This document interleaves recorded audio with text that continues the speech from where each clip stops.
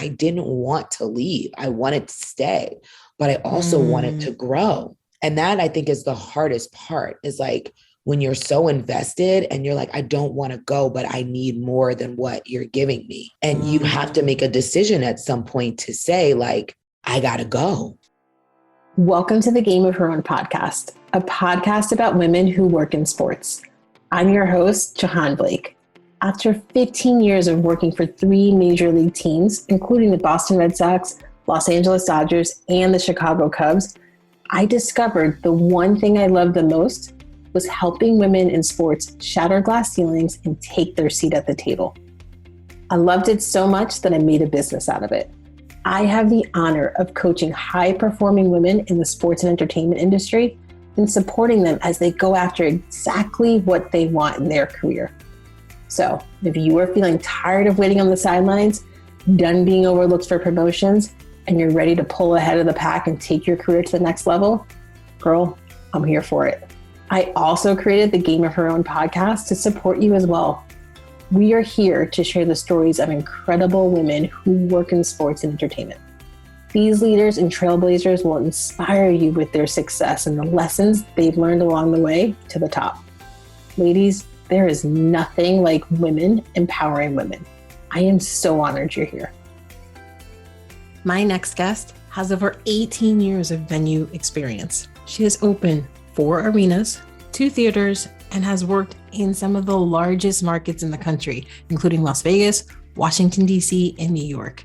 Eboni Wilson is the Vice President of Guest Experience for UBS Arena. And friends, she has a lot of wisdom to share. Listen in as we talk about how she handles getting a no when she applies for a job internally, why the climb for Eboni to become an executive wasn't easy. We also talk about why she loves sports to help her career in sports. And we also talked about what to do when you were invested in an organization, but that organization doesn't align with your values. Because we talked about so much more, and she is going to drop a lot of wisdom. So buckle in. You're going to love this conversation. All right, Game of Her Own listeners, let's do this. Eboni, welcome to the Game of Her Own podcast. I am so excited that you're here. I'm excited to be here. Yes, I'm so excited that you're going to spend some time with us. I know how busy everybody is. There doesn't seem to be a time when even in the off season, at least how I remembered it, even the off season, it doesn't feel like there's downtime. It's just, you're always go, go, go, go. So yeah. I appreciate it. So you're getting ready for the next season in the off season. It's funny how many people don't realize that we actually have things to do when there's not a game or a show or an event. They're like, oh, you come to work on those days? Yes, I do. Yes, my job doesn't stop just because the team's gone. I do. They're like, oh, wow, I didn't know that. Obviously. Yeah. They're like, well, what do you do? It's like, okay, we don't need to go down that path. I'm like, do you really want to know though? Yeah, exactly. That's why I'm like, that's the thing. I'm like, do you really want to know? Yeah. Somebody used this line on me once and I was super offended because I did want to talk shop, but I got it. I understood the boundary. The woman was like, do we really want to talk about work right now? I was like, no, fine. But yes, I do. I love talking to people about what they do. It interests me. Yeah. Some people need a break. They're like, no, I'm okay. I like talking about what I do at my job because people don't realize how much is involved in what I do and what my department does and what guest service departments as a whole do. So that's why I enjoy talking about it because, again, it's one of those things where people are like, oh, there's no event, there's no show. So you obviously have nothing to do. You're just at home twiddling your thumbs. I'm like, oh, how I wish that was a thing. It definitely is not. Well, take us back in time and tell us about when you first fell in love with sports, or in your case, sports and entertainment. So if you ask my mom, she's like, you're weird. Because yeah. If you ask my mom, she'll like, you're weird. I don't know where my love comes from. I just know that I have always had a love for sports. The earliest memory that I have was, I think I was like maybe 4 or 5, and we were at a Subway Series game. So my family is originally from New York, and I live in New York now, but my family is originally from New York, from the Bronx. And so they are diehard Yankee fans, just, yeah, ridiculous. And we were at a Subway Series game, and I saw Darryl Strawberry. I was like, I like him. And my family was like, that's not who you like. I was like, no, I like him. I like that team. I like the orange and blue team. And from ever since then, I've been a diehard Mets fan, which, yes, I am admitting that on a recording, and I can be held to that statement. But yes, I'm a diehard Mets fan. And I honestly think that's kind of where my love of sports started, at that game. And I can't even tell you what it was because I was so young, but my mom loves to tell that story. And I remember looking out onto the field and seeing Darryl Strawberry up to bat. And I was like, this seems cool. I like it. This is where I want to be. This is a team I like, and I like him. So off we go. Yeah, that was the thing. But my plan was to be in sports PR. Ending up in guest services was definitely like not the plan. I was going into PR. Say more about that. So you wanted to go into sports PR. When did you realize that was an option for you? It was actually in an after-school program that I was in. They had different professionals come in and speak to us about different career paths and opportunities. Because honestly, my first career field was going to be law, because I like to run my mouth, again, as my mother states, and I usually come up with really good arguments. So my plan up until, I want to say, the 8th or ninth grade, was to go into family law, because I knew that's where the money was. Everybody was getting divorced. I'm sorry. In 8th or 9th grade, you knew you wanted to be in family law, like not even just a lawyer, like you were specific in what you wanted to do. I was going to be in family law because that's where the money was. All right. I like that. That was the plan. I was going to be in family law, a divorce attorney. I knew that in the 9th grade. Where did that come from? Well, my uncle is an attorney. He doesn't do family law though. So my mom was like, if you're going to be a lawyer, you're not going to be a lawyer like your uncle. He doesn't make any money. I was like, Ma, that's so mean. It's the truth, though. My mom she had worked around attorneys. And I was like, that's Claire Huxtable was an attorney. I was like, I can do that. I want to be Claire. I can be an attorney. Mm-hmm. So I think that's where it came from. It was in my family. And I mean, again, I loved Claire Huxtable. So I was like, yeah, I'm going to be an attorney. I can do this. I'm about that. So I hear two things. Your family's fantastic and seems very intelligent, and also representation matters, because seeing Claire Huxtable on TV, being a lawyer with the family in where you lived, made a difference, made an impact on you. It did. It really did. Yes. And if any of you who are listening don't know who Claire Huxtable is, I'm going to Eboni's making a funny face right now. I'm going to let you Google that and do some research on your own on that one. There are certain topics when people are like, I don't know anything about that. I really want to go. And if I'm in the right circle, I'll say it. If I'm not, then I hold my tongue, but in the right circle, I'm like, you weren't raised correctly. We need to talk to your parent. Well, now we're getting to a point where that's not on TV anymore. Like that. It's not. It's not an option, right? They're watching something else, which also hopefully has really good representation, because programming is starting to shift. So, yeah. I mean, it's just like a different world. Like watching A Different World was like, I'm going to college. I'm going to Hillman. Like that's a thing. Yes. Another show. If you all did not, if you don't know what she's talking about, A Different World, I'll let you Google that as well. How about this? We'll link to it in the show notes for you, and you can click on the link. I'll make it even really easy for you, so you can see what we're talking about. Those shows were very impactful on both of us, it sounds like. So you want to be in family law at 8th or 9th grade. So when did that shift happen? Like you wanted to be in sports? Yeah. So we were in the after school program. And we listen to different professionals, and, they come in and I'm like, no, don't want to do that. And then we had a woman come in and she spoke about doing sports PR, which again, I think at the time, I'm not going to age myself, but I think at the time was probably more, it wasn't really sports PR. It was more like activations and kind of maybe community relations, not necessarily public relations. Because what she talked about was going out into the community, going to different events and having players from different sports teams and what they did at these events, whether it was a community event where they were, giving food to the homeless, doing backpack drives, doing clinics, or it was, fancier things like different fundraising galas and things like that, that she helped plan, organize, and bring players to. Players are celebrities. And I was like, oh, well, I didn't even know that was a job. That sounds like fun. I like a good party. I can do that. So at that point, I was like, okay, like, which one do we want to do? And then it was like, law degree is going to take longer and cost more money. PR is, I could do that in 4 years. Let's go with PR.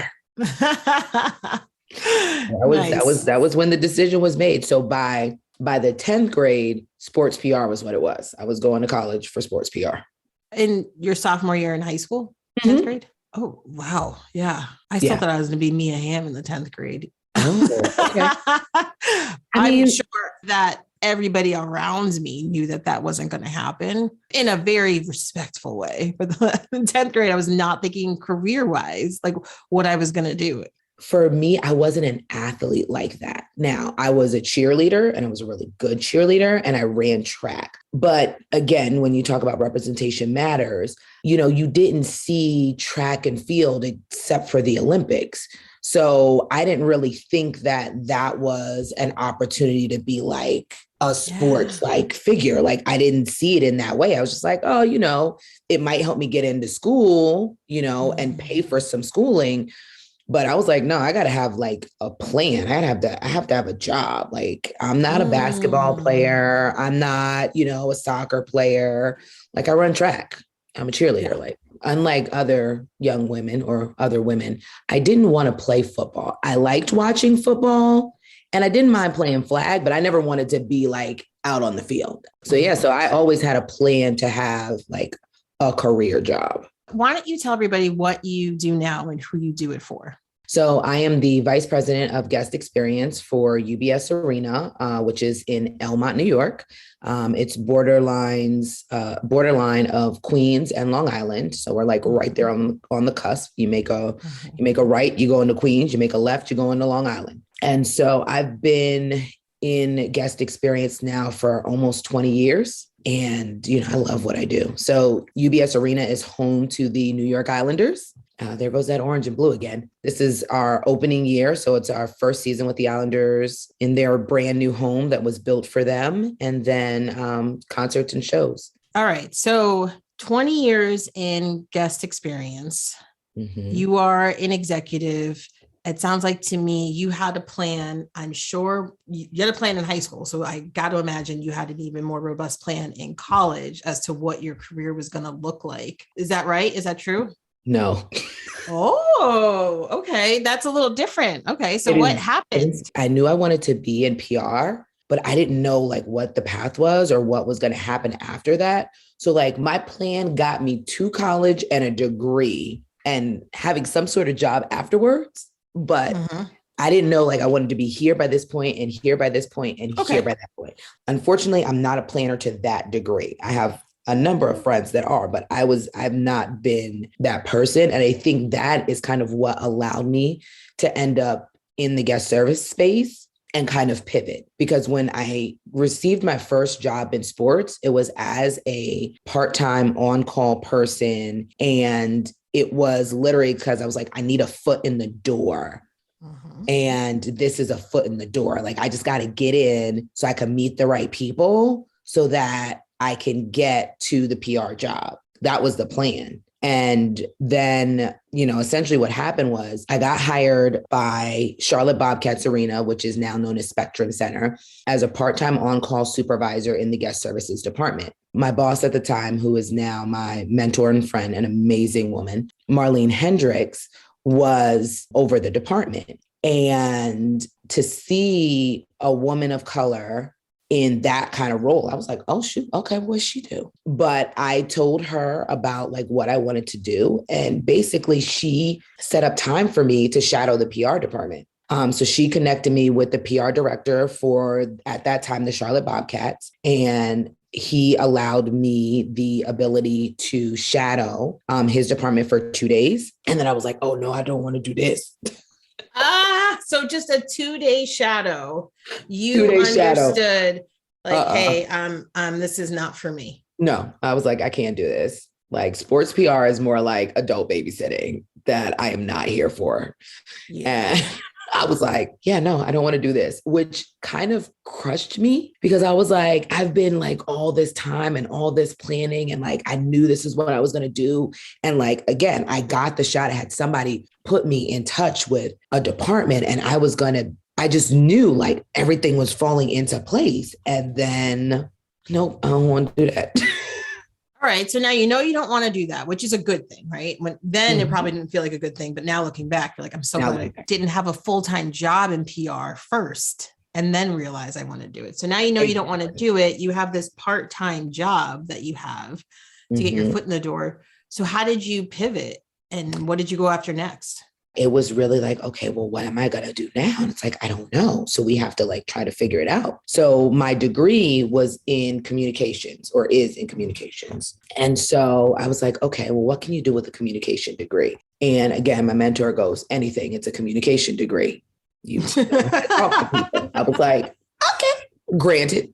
Noted. Yes. Okay. And I was like, okay, well, I don't know. I guess I'm gonna have to figure it out. And so in the meantime, I was working at Charlotte Bobcats Arena. And then I was also in hospitality as a bartender and hostess. And I was like, okay, what do I want to do?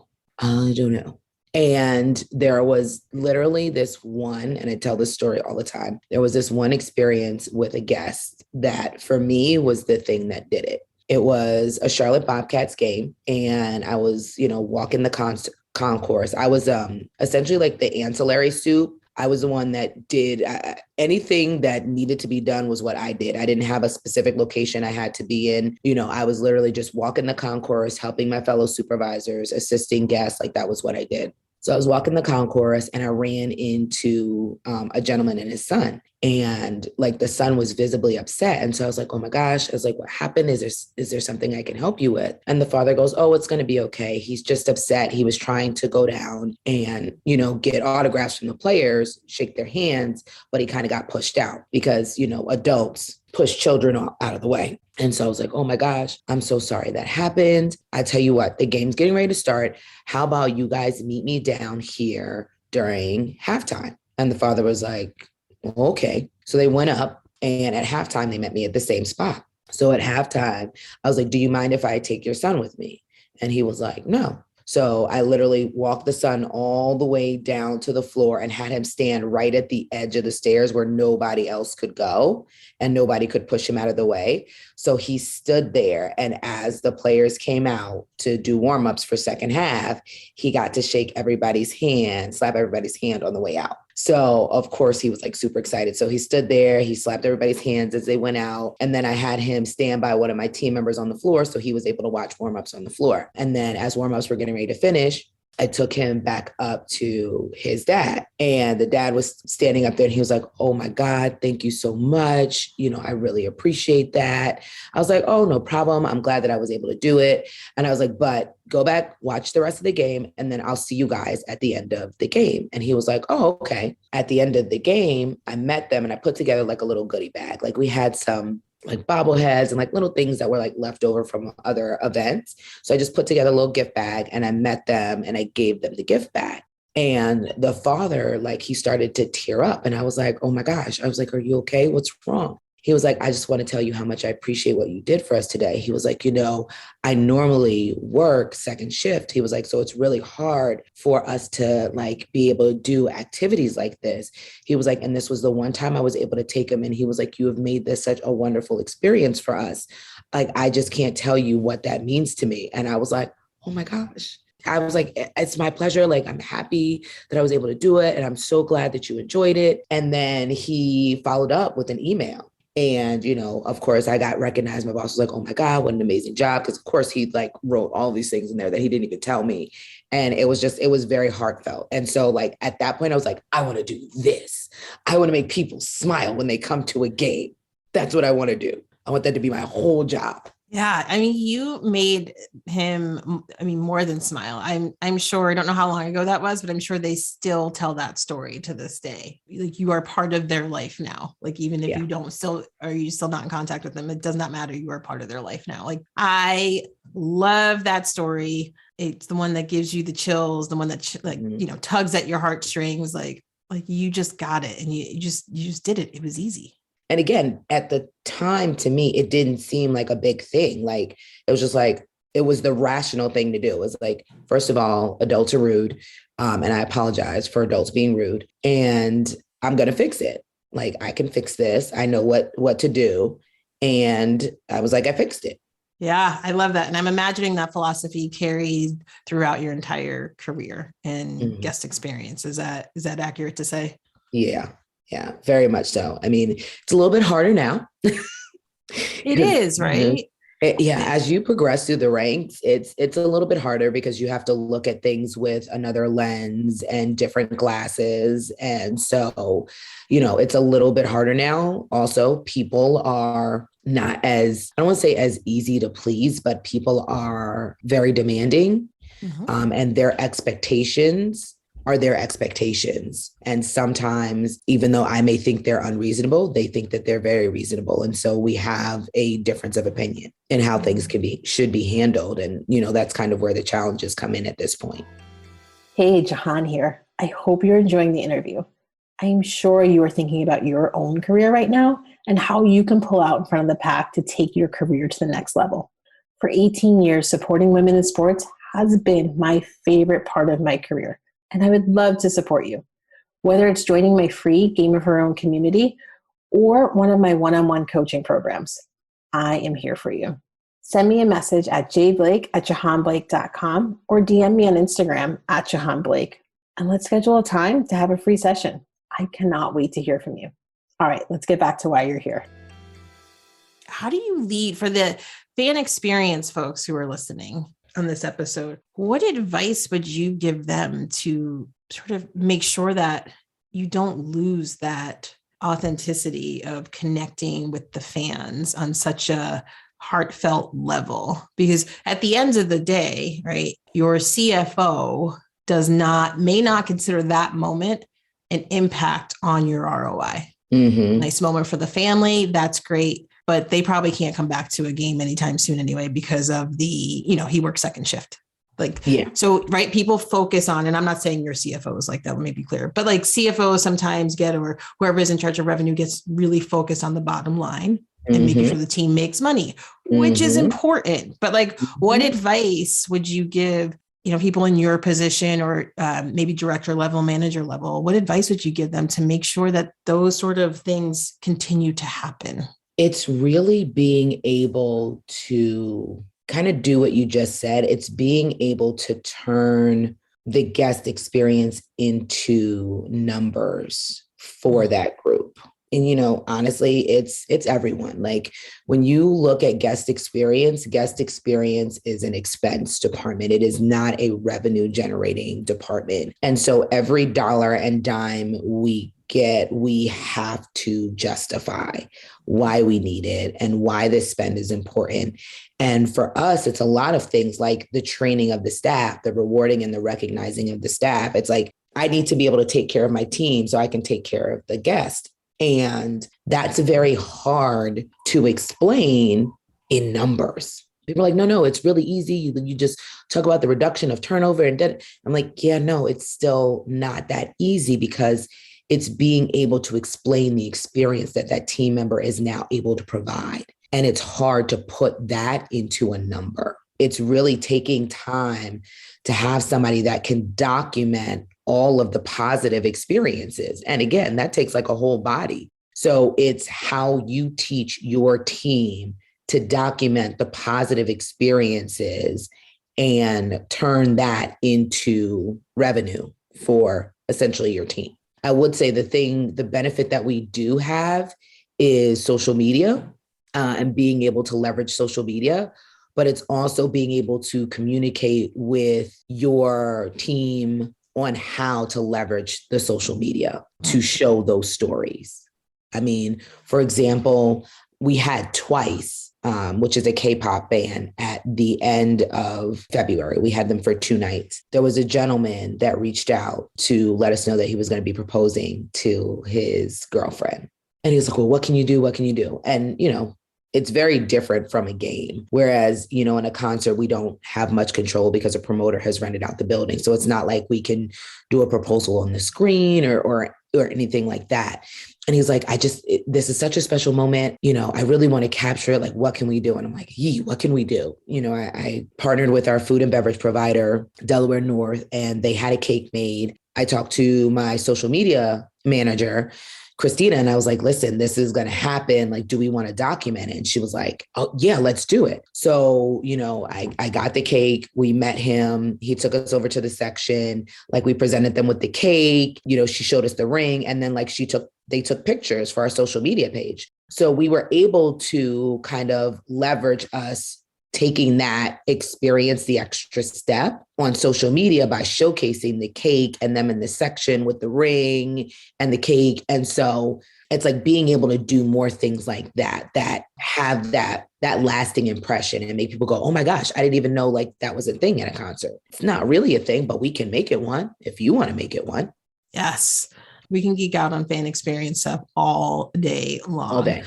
But let me get back to your journey. Okay, so now you're in, on the service side, the guest experience.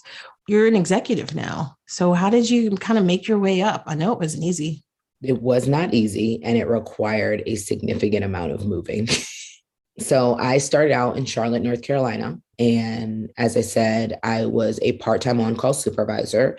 After about 1.5 years, I moved up to a coordinator. And I was in my coordinator role for 3 or 4 years. And, unfortunately, again, guest experience is an expense department. So getting additional positions in that department is hard. And the team that was there. They weren't really going anywhere. And so if I wanted the ability to progress, I was going to have to move, which is not tough for me because I don't mind, but it was like, okay, well, what does that look like? And where do I go? And how do I find these jobs? And like, what is the process for this? Because again, it's not something I planned out. So I didn't really know what to do. And I had talked to, my boss at the time, and she knew that, I wanted to be able to progress. And my first move to move from a coordinator role to a manager role was actually out of sports. So I left sports and started working at a children's museum in the Charlotte area called Discovery Place because they were looking for a guest service manager. I was over admissions. I was over essentially kind of what they called floor host. And then I was over parking. That kind of gave me my first opportunity to like stretch my skill set. So while I was there, I developed a guest services training program for all of my team members and administered that, and parking and membership revenue went up. It was like, oh, you're doing a good job. And I was like, oh, well, thank you. It wasn't sports. It wasn't dealing with the 16, 17,000 people. It was now a smaller group of people. It was more families and children than, a variety of adults. And the schedule was very different. I wasn't done with sports. I didn't see like a real path in what I was doing. Was it hard to leave sports? Oh yeah. I was going to say, like, you don't know if you're going to get back in. Like when you make the choice to leave, you have to be very conscious that you may not get back in. So you made the choice to leave so it would help your career. You left sports to help your career, to help further your career in sports. Is that right? Correct. And again, it's a very tough thing to do, to exit and then try to come back in. And it just so happens I had been at Discovery Place for a little over a year. It's probably almost 1.5 years. And there was an opportunity in Washington at the Verizon Center, now Capital One Arena, for a guest service manager. Essentially, they were like redoing the entire department because a bunch of people had retired and they needed new blood. So I heard about the job, and I had a colleague from Charlotte that knew some people in DC. And so he put in a good word for me. And he heard back from them and they were like, well, they've already selected their candidates. So that's not really an option. And I was like, oh, okay. So I went back to, just going through the daily grind. And then I received a call. And my former colleague was like, their pick fell through. And I was like, what? He was like, yeah, their pick fell through. He was like, so they're going to interview you. And I was like, oh, okay. It was a 1-day interview with 3 people in person. They flew me in. And the day they flew me in was like the one day that DC got snow. And if anybody knows anything about DC is very like, they're like, oh no, we're the city. No, they're like, they're the South. Okay. Nobody had even plows. Didn't nobody know what to do with the snow. So I get in, they take me, because like all the flights were delayed, but I finally get in. I go to the arena. I literally have like 3 back-to-back interviews, and they're like, okay, and we're going to like put you on a plane to go back home. Yeah, well, the airport had a different plan. So I ended up not going back home that night, went to the game. And then, they put me up in a hotel and I left the next day. And I talked to my colleague and I was like, well, what do you think? I was like, has anybody said anything to you? And he was like, no, not yet. He was like, I know some of the other candidates. And he was like, you definitely got it. You definitely have it. And I was like, okay. And I ended up getting the job. He was right. I went to DC as manager of guest experience. They literally were doing an overhaul of their entire front of house due to a significant amount of retirements. The original owner of, the team had passed away. Part of the assets had been sold. Part of the assets were still with the family. So they were going through a significant transition in DC at the time that I arrived. I was in DC for about 1.5 years and then transitioned out of there. It was a rather quick transition. A number of the people that came in on the initial transition from the team that was there, most didn't make it past, I think the max maybe somebody was there was 2 years. There was just a lot that needed to be done. And there was a team that came in to do that. And then it transitioned over to a new team. And at the time, Barclays Center was finishing up being built. And I had always wanted to get back to New York because that's where my family was from. So I applied for an opportunity with Barclays Center. And again, I knew somebody that knew somebody. They connected me with the hiring manager for their front of house team. And I was hired at Barclays Center as guest experience manager to open the building. I went from DC to Brooklyn, New York to open Barclays Center, which was amazing. I was at Barclays Center for almost 3 years. When I left there for another opportunity, my assistant general manager at the time had received an opportunity to go to Las Vegas, and he was opening up the new arena there. It was like, well, that would be cool, and maybe I can get a director role, like go from manager to director. Like, let's see how that works. So I reached out to him, told him that I was interested in moving. And at that time, he told me that security and guest services was one team, and they already had somebody that was going to oversee both of them. However, the organization was they had some real big plans for what they were going to do in sports and entertainment and venues. So he thought that I should still interview, but I should interview for a role that was open at one of the sister properties, which was MGM Grand Garden Arena, inside of the MGM Grand Hotel. And I was like, okay, I'm game. He was like, it'll get you in on the ground floor. So, when opportunity happens, you're already here. They've already seen your work ethic. I was like, okay. So I applied for the position. I interviewed and I got the role. And this role was Arena Event Services Manager. I was responsible for front of house guest services, essentially, assisting with security, and then managing the food and beverage relationship as well as the relationship with the hotel. Because MGM Grand Garden Arena is what we call an integrated property. So it was attached to the hotel, which is very different than a standalone. So there was a lot tied to our relationship with the hotel. So I was responsible for managing the hotel relationship, the food and beverage relationship, any premium or VIP parties that would come in with any shows, events, or conferences, and then guest experience, front of house, and then partnering with security. So it was like, okay. Yeah, I was gonna say, okay, so this sounds to me, is a big job. And a lot of the stuff that you were doing, correct me if I'm wrong, was new to you. Is that right? Yes, it was. Were you nervous? Yes, I was. How did you, okay, so I like to talk a lot about being nervous, but like feeling the fear and doing it anyway. Like, how did you process all that? I mean, you're leaving Brooklyn where your family is. You're moving to Vegas. You got back into sports. Not finally, it did not take you long, but you got back into sports. You were there, and then you were going to move from Brooklyn to Vegas, which, as I understand it, is a hard place to live. Hard in the sense, like, it's a hard city, right? And so, okay, you guys can't see her. She's shaking her head. Maybe.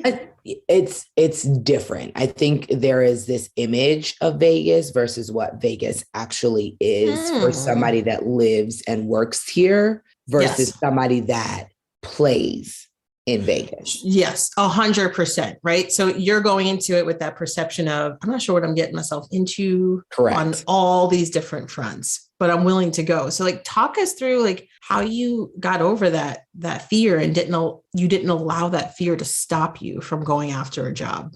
It's having a wonderful support system. My mother is amazing. And no matter how far or how crazy what I want to do is, she's like, you can do it. She was like, you're smart. She was like, you're really good with people. She was like, you can do anything that you put your mind to. So just go ahead and do whatever you want. And my mentor also I've always had very supportive people in my life. I've never had anybody tell me, Eboni, it's something you can't do. They'll tell me it's challenging. They tell me I have to be mindful of, the decision that I'm making and what that means, but they never tell me it's something that I can't do. It's always like, if this is what you want to do, you can do it. I love that support. Yeah. I love it. And then how'd you deal with it when you got there? That feeling like, okay, I got the job. I got my support system. I am pumped. I'm ready to go. I applied. I got it. Yes, I deserve this job. And like your first day, you're like ready to go, but you're also like, shit, what did I get myself into? Like, did you feel like that at all? Of course. Yeah. There's no way to not feel that way. And it's one of those things that when you like walk in somewhere. So I got the job and I get out there. And again, this is one of those things where like they weren't flying candidates out. So it was a phone interview that I did with. Oh, this no was Skype no, this was no Skyping. This was no Zooming. It was a phone interview. Oh, wow. All right. So I didn't know anybody that I was working with. I had never seen any of these people before. And I'm moving across the country. Like, wow. I am leaving my comfort zone of the East Coast to go West. Moving, like my mom was in Charlotte. So like going to DC, like not far from Charlotte. Like I can easily get back. Going to New York, not far from Charlotte. I can get back to my mom. I'm going to the West Coast now. Yeah. This is a trek. Like I'm leaving all of my friends. I'm leaving all of my family to go over here. And I'm like, okay, we can do this. It's fine. So I get there. And of course, like, it's a transition. So I was staying in the hotel when I first got there because my apartment wasn't ready. All of my leadership was like, okay, like we're going to meet you for dinner. And I was like, oh, okay, cool. I don't even know who I'm looking for because I don't know what these people look like. Could you wear a sign or hold a rose? I don't know, something. Like, be like, hello, it's me. Are you black, white? Like, how do you identify? Like, help me find you. There's none of those things. Like there were literally none of those things to like, I didn't know. So they had me staying at MGM Grand, which of course was right next to the building. So we went to dinner and inside MGM Grand. And so I get to the restaurant to meet them and I say the name of the reservation and they're like, oh, okay, your party's right over here. And so I go over there and I'm like, oh, hi. And it is an older white man And then another white man. Now that I know how old he is, he was probably at that time in his late 40s. And then an older white woman. And again, now that I know how old she was in her late 40s. And I'm like, oh, hi. And they're like, hi. And I'm like, hi. And, it's one of those like, nice to meet you. I'm your new Arena Event Services manager. Hi. Like, hey, I'm here. And you were there for 6 years, right? Yeah. And did you get a promotion within that time? I did. I did. Yeah, so that's what I thought. I went from Arena Event Services Manager. Well, so it was a promotion and a move. So I was working for MGM Resorts International under their entertainment arm. If you know anything about MGM, in their last few years, like they have kind of exploded from an entertainment standpoint. They had venues all integrated within their properties, but then they opened T-Mobile Arena, which is home to the Vegas Golden Knights. And so from there, they also opened a property in Maryland, which has a theater in it. They opened MGM National Harbor, and then they bought Borgata, and then they have Springfield. So they have all of these properties, and they integrated entertainment into everything that they did. And so they started to just grow. And so people started to move and shift around within the entertainment department that kind of went from being this small, like 2-building operation to like branching out and kind of just taking all these pieces. They opened up what is now Dolby Live Theater inside Park MGM. So there's all of these pieces that they have. So as they started to expand, people started to move and shift. And there was an opening at T-Mobile. So what ended up happening after about a year is that they decided that they wanted to separate security and guest services. So in separating the two departments, an opportunity came up for director of guest services at T-Mobile Arena. So I applied for that position. I didn't get it the first time, and got it the second time. Went over there to be the director. So I was there for 5.5, almost 6 years. 3 years at MGM Grand Garden Arena, and then 2 years at T-Mobile Arena. Okay, so you didn't get that role the first time. Mm-mm. How did you handle that? And then Graceful. Not knowing that there may be another chance for you to get it.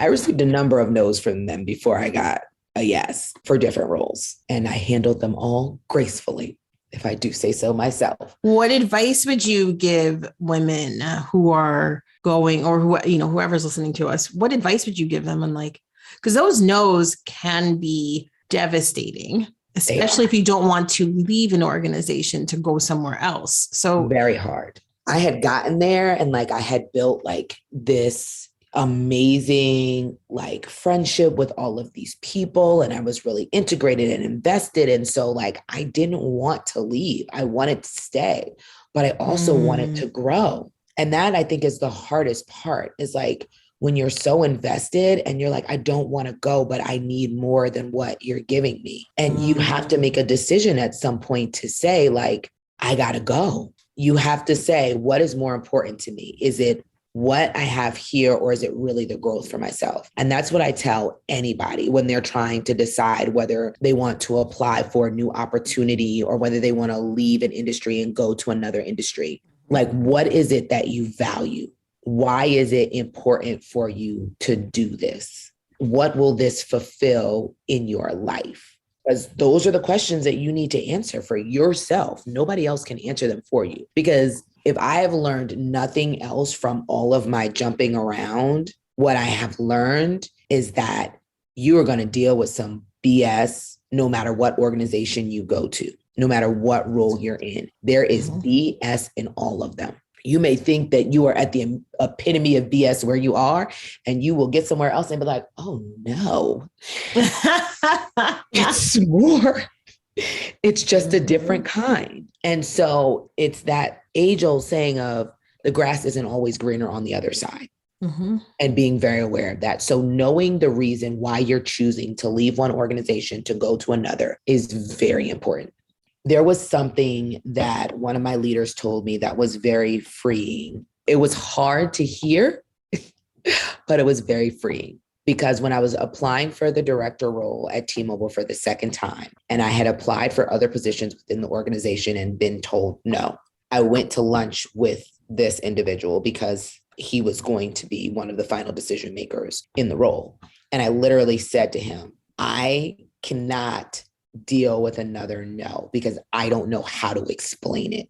And that's what it was for me. Like when everybody else was like, oh my God, Eboni, you're so amazing. You're so amazing. You're so amazing. Like, are you applying for the job? Are you applying for the job? You would be fabulous. For me to have to go back and tell them I didn't get it, like I applied and I didn't get it. Like, who wants to do that? Like, nobody wants to do that. And so I literally sat down with him and I said, listen, I need to understand why I didn't get it the other time or why I didn't get any of the other roles I applied for. I said, because I frankly can't deal with trying to explain why I wasn't selected because nobody's going to ask you guys. They're going to come ask me. And I don't know what to say. Like, what do I say? And he literally goes to me, Eboni, you have an amazing work ethic.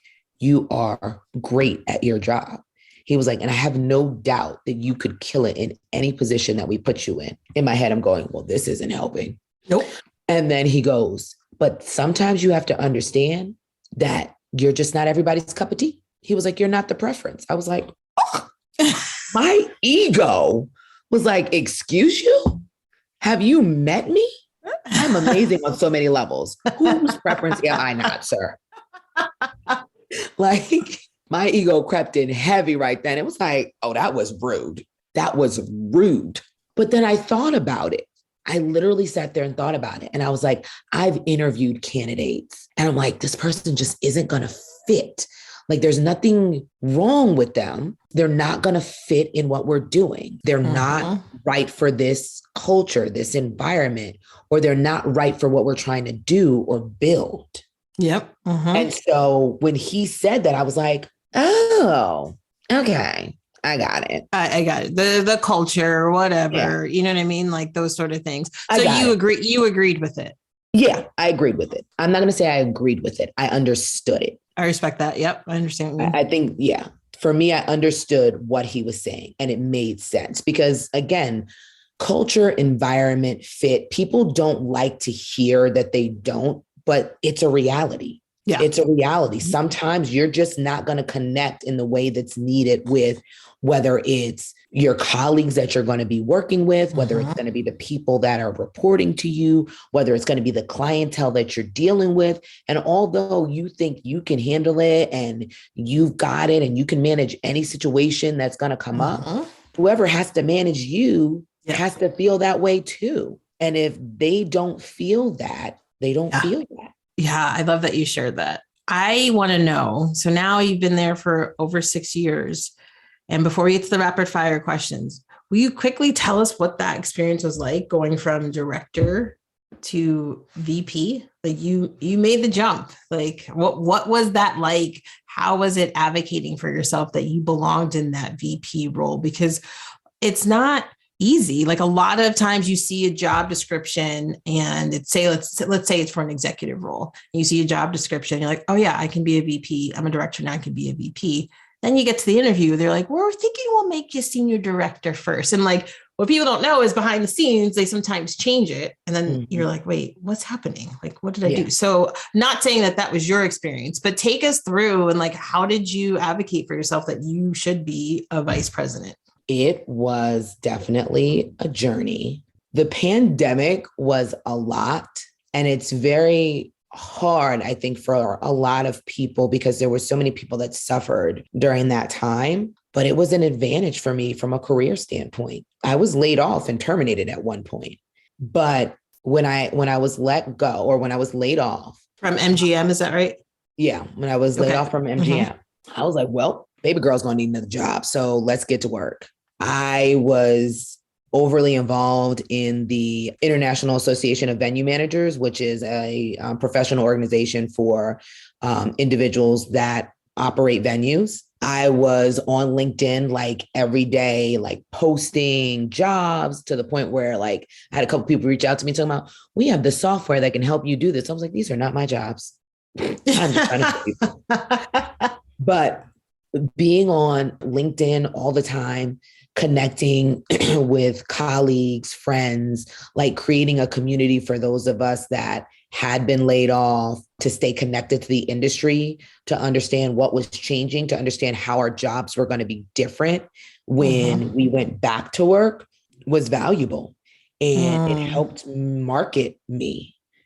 Because I was sitting on panels, I was involved in discussions. I helped to create a restart guide for venues that were going to be reopening. Eventually, I got brought back on at MGM, and we were doing events, and I was able to showcase my skill set and my talent during that time. So it was just being resourceful, like knowing that, again, not having a job wasn't an option for me. I needed to make sure that I did everything I could to make sure that I was going to be successful and have an opportunity. And so that's what I did. And when the opportunity at UBS Arena came up, it was through a colleague that I was friends with, and he reached out to me. He was like, listen, I know that you've still been out of work. There's going to be this opportunity. Would you be interested? And it wasn't the VP role. It was a director role, not even a director role. I think it was a manager role reporting to him. And I was like, well, shoot, I need to work. So yeah, it is what it is. And then once he started becoming more involved, he was like, oh, wait, there's going to be a VP role. And I was like, wait, what? He's like, yeah, there's going to be a VP of guest experience. He was like, would you want to do that? I was like, yeah.